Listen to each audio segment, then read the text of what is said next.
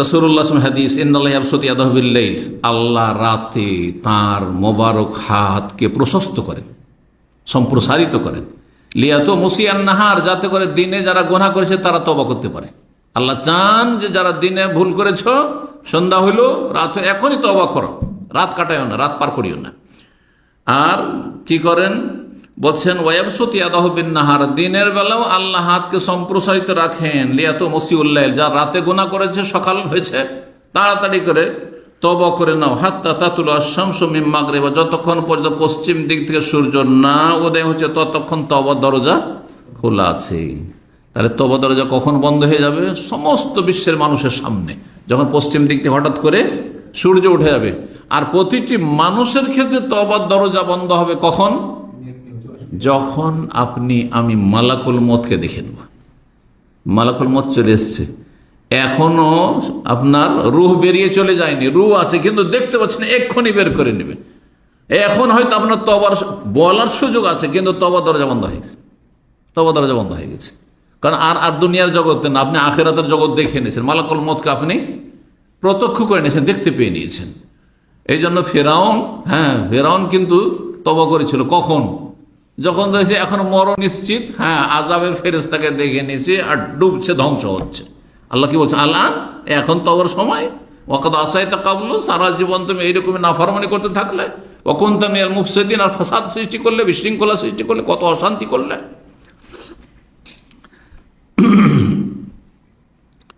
4 নম্বর যে বিষয়টি বলবো তওবার উপকারের ক্ষেত্রে, যে তওবা করলে যত বড় গুনাহ হোক না কেন মাফ হবে না? হবে না?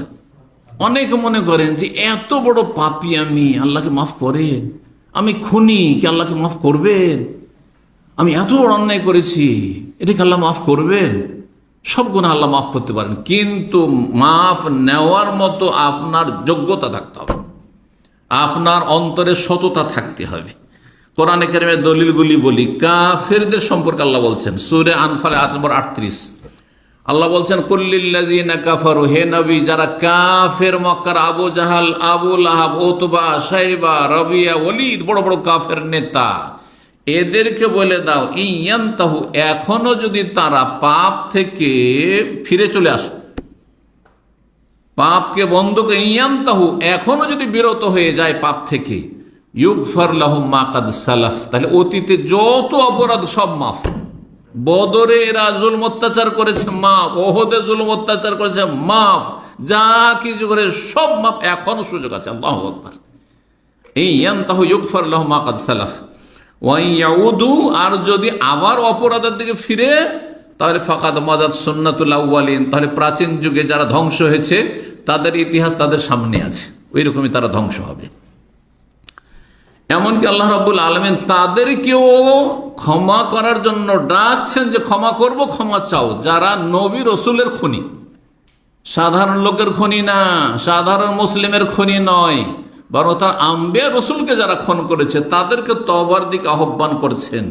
আর যারা কাফের ছিল, এক আল্লাহ বিশ্বাসী ছিল না, তারা বলতো 3 ইলাহ রয়েছে, 3 মাবুদ রয়েছে, তারা বলতো ইন্নাল্লাহ সালিসু সালাসা, এইরকম হচ্ছে ইন্নাল্লাহু আল মাসিহু ইবনে মারিয়াম, মারিয়াম পুত্র মাসিহ হচ্ছে আল্লাহ, তিনি হচ্ছেন উপাস্য, সান অফ গড।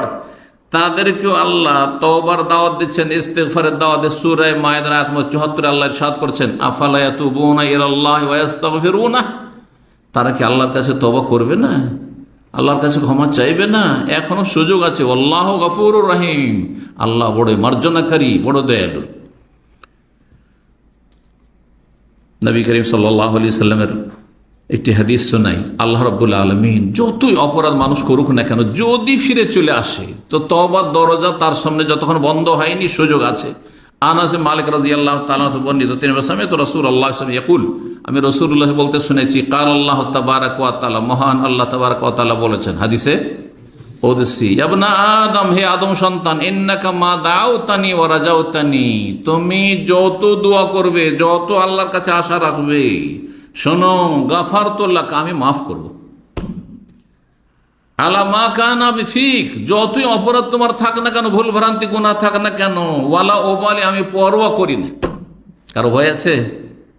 দুনিয়ার শাসকদের ভয় আছে যে এত বড় অপরাধীকে যদি ছেড়ে দিই তো আমাকে অনেক সময় সমস্যার সম্মুখীন হইতে হবে।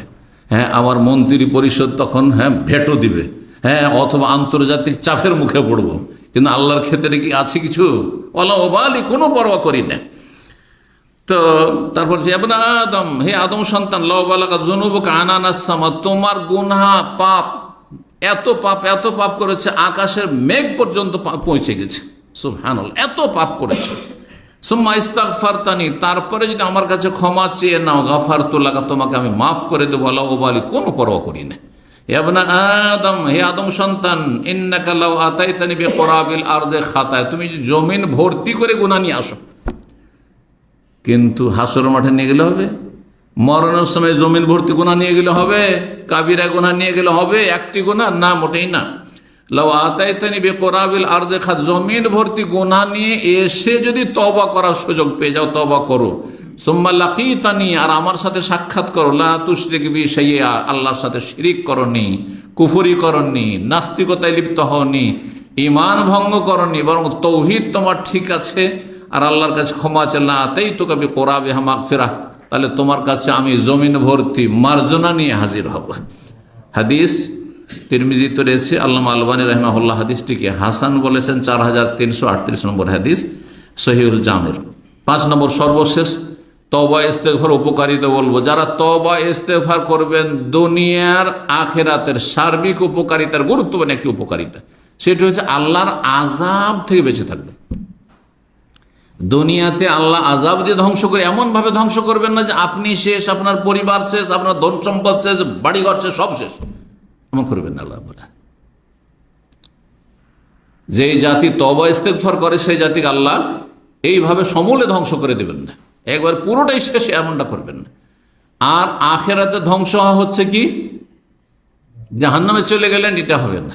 চিরকাল কবর আযাব থেকে গেলে, এমনটা হবে না।